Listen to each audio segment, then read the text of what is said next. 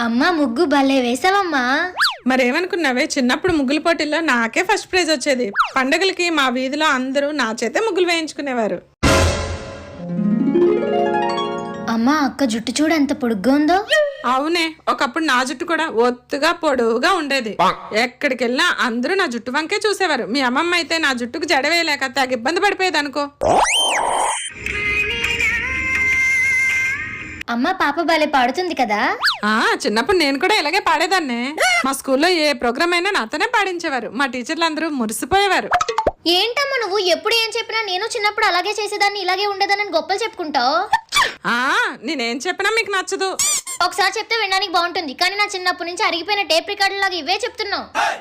ఇప్పుడు ఎలాగే అంట, వేరే పొద్దున్న నీకు పెళ్ళయి పిల్లలు పుట్టాక వాళ్ళు కూడా నిన్ను ఇలా అన్నారనుకో, అప్పుడు తెలుస్తుంది నా బాధ. అమ్మను మించి దైవం ఉన్నదా?